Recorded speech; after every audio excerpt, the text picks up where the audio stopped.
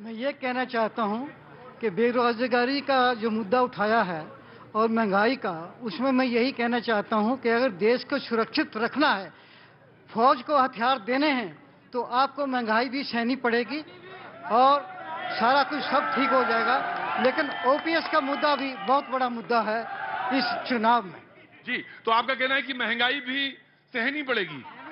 देश को मजबूत बनाना पड़ेगा। मजबूत बनाना पड़ेगा तो महंगाई भी सहनी पड़ेगी। ऐसा करो, थोड़ा आसमान में बैठो जाके, वहां से कैसे सुनूंगा तुम्हारी बात? एक एक करके बोलने दो, आऊंगा। क्या कह रहे हैं? हाँ बताओ, आगे आओ, आगे आओ जी। इसको ध्यान देने पड़ेंगे। मैं सुरेश चंद्र उप्पल जी। उप्पल जी, आप बोलो, क्या नाम है आपका? मेरा Tony Thakur. Tony Thakur. Tony Thakur. आओ बाबूजी, खड़े होइए, खड़े होइए बाबूजी, खड़े होइए। आगे पिछले कुंभ के मेले में हम और आप बिछड़े थे और अब मिले हैं दोनों लोग। क्या नाम है आपका? अमर सिंह। अमर सिंह। अमर सिंह। आ रहा हूं टोनी ठाकुर, खड़े रहो, आ रहा हूं। अमर सिंह, अमर सिंह जी क्या काम करते हैं? हम मिस्त्री का काम करते हैं। मिस्त्री, राजमिस्त्री, मिस्त्री है ना? राजमिस्त्री। राजमिस्त्री। रोज मिलते हैं मुझे राजमिस्त्री, कल भी मिले थे मुझे, आज भी मिले राजमिस्त्री। तो कुछ कहना चाहते हैं? हम तो यूपी रहते हैं ना, हाँ? यूपी के हैं ना। हम तो यूपी के हैं। यूपी में कहां से? बरेली। बरेली से। बांस बरेली। उसके आगे शाहजहांपुर, उसके पीछे रामपुर है ना, मुरादाबाद, वहीं के बरेली। कितने साल हो गए यहाँ? क्या हो गए? करीब 32 साल। 32 साल। और क्या उम्र हो गई? है जी? क्या उम्र हो गई? उम्र है 60। 60 लगते नहीं हो भी जी। आया हाजी टोनी जी, बोलिए। देखिए, अंकल जी बोल रहे हैं कि महंगाई भी सहनी पड़ेगी अगर देश की सुरक्षा और अखंडता की बात है। मैं सबसे पहले इनसे कहना चाहता हूं कि हमीरपुर को जो वीर भूमि के नाम से जाना जाता है, यहां से तकरीबन हर परिवार से एक आदमी जो है वो सैनिक होता है। लेकिन आप लोग देखेंगे कि अग्निवीर योजना ये लेके आए, हजारों युवा यहां से जो एआरओ हमीरपुर है उसके अंडर 45,000 युवा जो थे हर साल बढ़ती देखते थे। इस बार केवल 30,000 युवाओं ने देखी, 15,000 का घाटा वहां पर युवाओं ने सहा।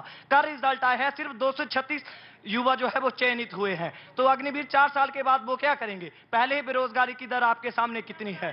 जी जी जी जी जी, आया आया आया आया आया, एक एक करके मैं सुनता रहा जी। हाँ जी, क्या बोल रहे थे, बताइए। ऐसा रहा तो पकौड़े बेचेंगे।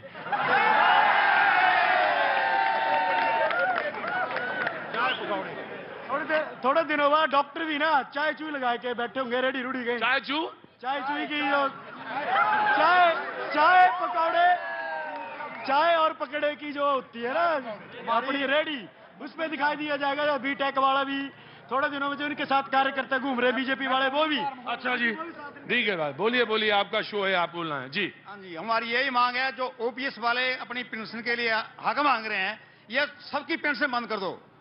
ये सब जी 1 से लेकर 100 तक की बंद कर दो।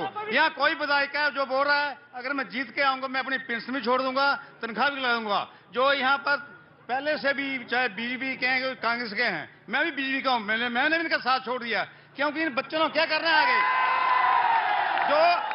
जो 18 साल का भर्ती होगा 22 साल में आएगा, यहाँ पर तलवार और एके चलेंगे, जैसे पाकिस्तान ये सऊदी अरब में कर रहे हैं। तो इन बच्चों के खातर हम ये कहना चाहते हैं कि इनकी अग्नि इन्हें चाहिए, फुल सर्विस होना चाहिए। जी, बहुत अच्छी बात है, खड़े होइए।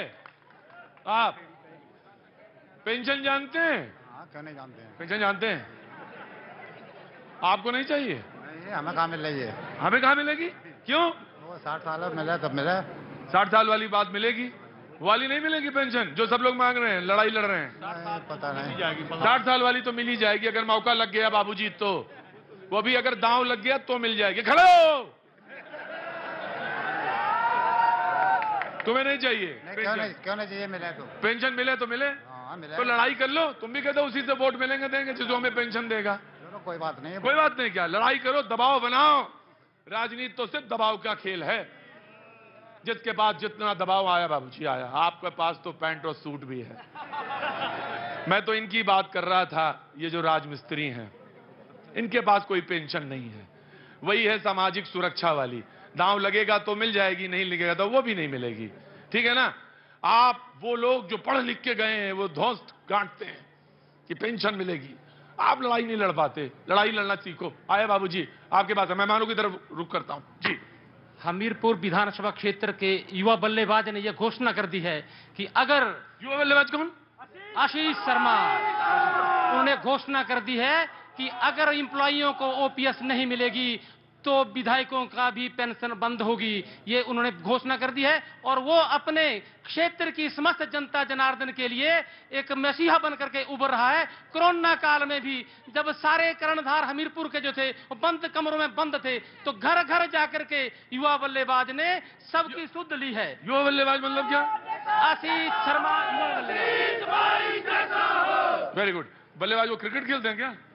राजनीति के मैदान में क्रिकेट खेलने के लिए उतरे हैं, जो कांग्रेस और भाजपा को चारों खाने चित्त कर देंगे, ये हमारा मानना है, पूरे हमीरपुर विधानसभा क्षेत्र की जनता का मानना है। आजकल बड़ा जबरदस्त खेल चल रहा है। एक आदमी खड़ा होता कहता मैं कह रहा हूं। अरे मैं क्या कह रहा हूं, वो हमीरपुर थोड़ी ना कह रहा है। जनता कह हाँ, अच्छा आप ही जनता हो गए पूरी। गजब बाबूजी।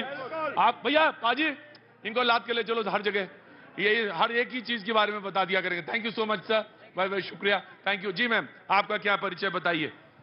मैं जीना बनियाल पाटिल हमीरपुर की एक निवासी हूँ जी। क्या काम करती हैं आप? मैं गवर्नमेंट सेक्टर में गवर्नमेंट सेक्टर में, तब तो फिर वही ओपीएस वाला होगा। हाँ जी, ओपीएस है सर, ओपीएस है, ओपीएस है। एक बात और है बहुत महत्वपूर्ण यहाँ की, हमीरपुर में खासतौर से और हिमाचल में मैं आया, और वो ये है कि ज्यादातर सरकारी कर्मचारी हैं, तो एक 2 से 3% का हिस्सा बैठता है, और वो सरकार बनाने में भी और सरकार गिराने में भी बड़े सक्षम हैं। तो दबाव की तो मैंने कहा कि राजनीति चली रही है।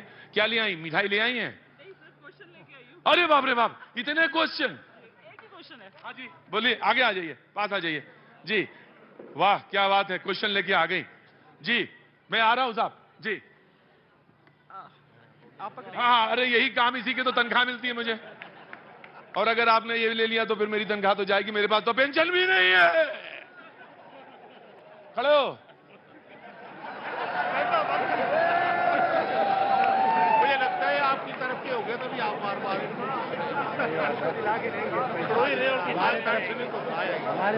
अब आपकी आपने करके मेरी तरफ के हो इसलिए नहीं, तुम्हारे पास भी पेंशन नहीं, मेरे पास भी पेंशन नहीं। दोनों लोग मकान बनाएंगे, किन के लिए? ओ जो लोग ऊपर रहते हैं आसमान में, उनके लिए बनाएंगे, ठीक है ना? तुम्हारे पास भी पेंशन नहीं, मेरे पास भी पेंशन नहीं, चिंता ना करना, दोनों लोग लड़के काम करेंगे। कोई नहीं, क्या कह रहे हो? हाँ बैठो, नहीं आ रहा हूं जी। मैडम सवाल। सबसे पहले मैं सबको जय हिंद बोलना। प्लीज साइलेंस, बैठ जाओ जी। जय हिंद, जय भारत। सबसे पहले मैं ये बोलना चाहती हूँ कि मैं एक टीचर हूँ और मैं एजुकेशन की ही बात करूँगी। हम न्यूज़ में हमेशा सुनते हैं कि हम बात करते हैं गुजरात मॉडल की एजुकेशन में या तो दिल्ली मॉडल की। मुझे एक बात पूछनी है अपने नेताओं से कि हिमाचल के बच्चों में या यहाँ के लीडर में ऐसी क्या कमी है कि हम अपना एजुकेशन मॉडल नहीं बना सकते हैं। दूसरी बात, एक और बात मैं और बोलना चाहती हूँ कि हमारे यहाँ पे हम आजकल एडटेक कंपनीज को देखते हैं, बायजूस को देखते हैं, अनअकैडमी को देखते हैं, या तो आपका फिजिक्स वाला है, ऐसे बहुत सारी ऐसी कंपनीज हैं। तो हमारे गवर्नमेंट सेक्टर में हमारे बच्चे जिनमें कैलिबर है और वो सरकारी स्कूलों में पढ़ते हैं, लेकिन वो इतना फीस नहीं दे पाते। हमारे गवर्नमेंट के पास पूरा सपोर्ट सिस्टम है, तो वो क्यों नहीं उन बच्चों को एजुकेशन देती है सो दैट वो हिमाचल से, हमीरपुर से मल्टीनेशनल कंपनीज में जाएं। और आज हम गूगल की बात करते हैं तो यहाँ से क्यों नहीं जा सकते? Because we talk about ourselves, हम अपनी बात करते हैं, हमारी पेंशन की बात करते हैं, हम ये नहीं बात करते कि हमारा बच्चा जो हमारा देश बनाएगा उसका क्या होगा। No one cares about that. तो एक मेरा क्वेश्चन और है, जितने भी नेता यहाँ बैठे हैं, कि इलेक्शन मैनिफेस्टो में वो ऐसी क्या चीज देंगे कि एचपी बोर्ड ऐसा काम करे कि टीचर इनोवेटिव तरीके से पढ़ाएं। Because teachers are good everywhere, चाहे वो प्राइवेट सेक्टर में हो चाहे वो गवर्नमेंट सेक्टर में, वो बहुत अच्छे हैं, सिर्फ उनको हेल्प की जरूरत होती है। Second thing, new education policy कैसे इंप्लीमेंट करेंगे कि वो बहुत इफेक्टिवली इंप्लीमेंट हो, सो दैट हम हिमाचल हमीरपुर के बच्चों को आगे लेके जाए। क्या बात है, बहुत बहुत शुक्रिया।